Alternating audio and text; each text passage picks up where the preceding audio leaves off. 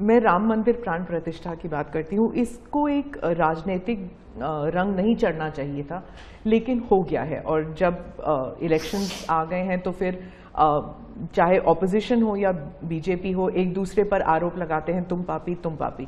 कांग्रेस कहती है कि इसका राजनीतिकरण बीजेपी ने किया इसलिए वो पापी है। बीजेपी कहती है कि न्योता देने के बावजूद आप प्राण प्रतिष्ठा में आए नहीं इसलिए आप पापी हैं। तो इसे आप कैसे देखते हैं? पहली बात है कि इसका राजनीतिकरण किसने किया, और इसको आज की घटनाओं से मत। जब हमारा जन्म भी नहीं हुआ था, हमारी पार्टी पैदा भी नहीं हुई थी, उस समय अदालत में ये मामला निपटाया जा सकता था, समस्या का समाधान हो सकता था। भारत विभाजन हुआ तो विभाजन के समय ये तय कर सकते हैं चलो भाई इतनी इतनी चीजें ऐसा कर लो, वो नहीं किया गया। क्यों? कि एक ऐसा हथियार हाथ में है जो हथियार वोट बैंक पॉलिटिक्स के लिए मजबूती का एक दांव है, इसलिए उसको पकड़ के रखा गया और बार बार उसको भड़काया गया। अब जब ये अदालत के अंदर मामला चल रहा था, अदालत में अभी जजमेंट ना आए वहां तक कोशिश की गई। न्यायिक प्रक्रिया से होना चाहिए तो हमारा संविधान हमें कहता है और सरकार की तो जिम्मेवारी है, लेकिन उसमें भी अड़ंगे डालना, ये क्यों?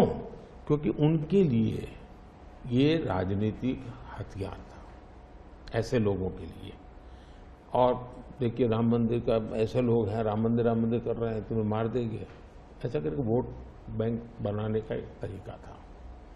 अब हुआ क्या, राम मंदिर बन गया तो उनके हाथ से वो मुद्दा ही चला गया। अब वो किसी को डरा नहीं पा रहे हैं कि राम मंदिर आ जाएगा, आ गया, कुछ नहीं हुआ, आग नहीं लगी कोई। दूसरा, इनकी प्रकृति, आप सोमनाथ मंदिर से लेकर के अब तक की घटनाएं देखिए, वे भारत की मूलभूत आस्थाएं, भारत का मूलभूत जो पिंड है उसके प्रति नेगेटिविटी लेकर के ही देश में वो अपनी बात है। अब सोमनाथ मंदिर को क्या प्रॉब्लम था? सरदार पटेल थे, डॉक्टर राजेंद्र बाबू को जाना था, वहां तो न जनसंघ था, न भाजपा था, न आरएसएस थी, न कोई लड़ाई थी, लेकिन उन्होंने मना कर दिया जाने। वो जो नेहरू जी की जो चिट्ठी थी, हाँ, जो भी है। अब ये और वो परंपरा आज भी चल रही है कि प्राण प्रतिष्ठा का निमंत्रण मिले और आप उसको ठुकरा दें। सचमुच में तो आपको गर्व होना चाहिए कि ये राम मंदिर निर्माण करने वाले जो भी लोग हैं जिन्होंने संघर्ष भी किया है, वे आपके सारे पाप भूल करके, सारे आपके गुनाह भूल करके घर में आकर के आपको इनवाइट कर रहे हैं और नए से व्यवहार शुरू करना चाहते हैं। आप उसको भी उस पुराने मिजाज से ठुकरा दे, तब लगता है कि आपके लिए वोट बैंक एक बहुत बड़ी आपकी मजबूरी है, और उस वोट बैंक के चलते इस प्रकार की चीजें होती रहती। और ये किसी को नीचा दिखाना, किसी का अपमान करना, ये अपना अधिकार मानते हैं। और मैं कभी कभी कहता हूं ये तो नामदार है, हम तो कामदार है।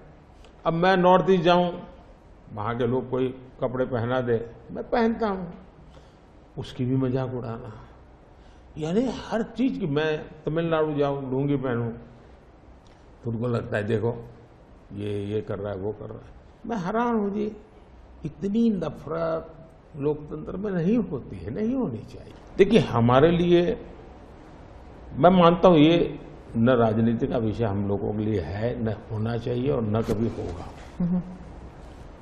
हमारे लिए एक जबरदस्त आस्था का विषय है जी।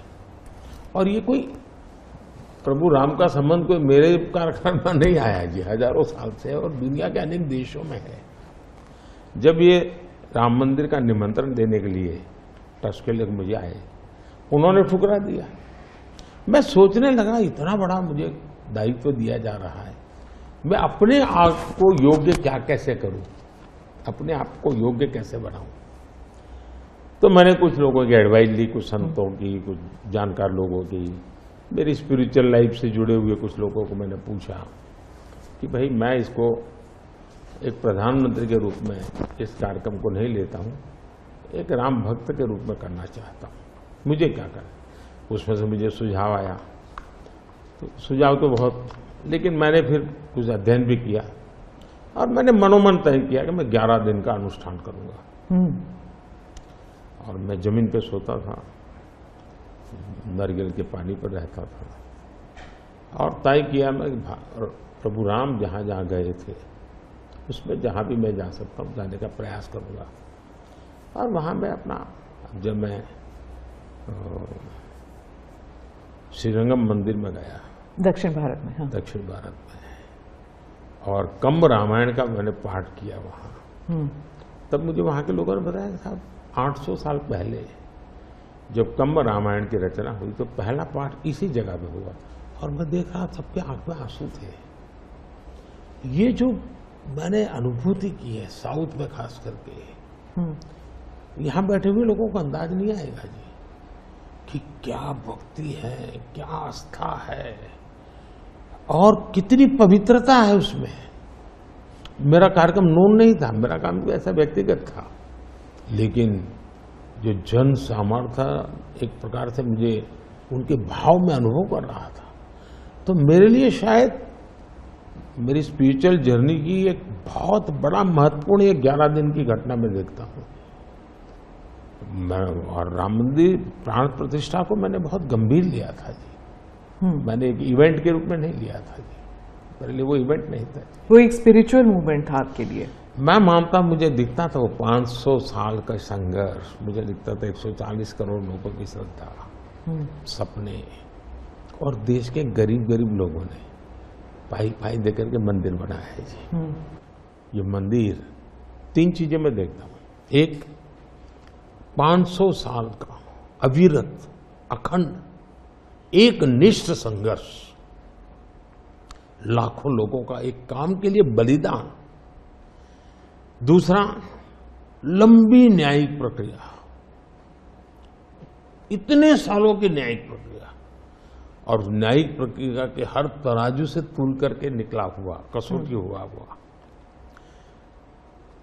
दूसरा, टेक्नोलॉजी का उपयोग, ASI के द्वारा उसकी खुदाई, सबूत, ये एक बहुत बड़ा। और चौथा, हिंदुस्तान के कोटि कोटि लोगों ने 1-1, 2-2, 5-5 रुपया जो भी दे सकते हैं दे करके ये मंदिर बनाया है। ये मंदिर सरकारी खजाने से नहीं बना है। ये ऐसे पहलू हैं कि जो भारत के स्वाभिमान को, भारत के सामर्थ्य को, भारत के सपनों को, भारत के संकल्प को और भारत के आने वाली पीढ़ी को बहुत बड़ी प्रेरणा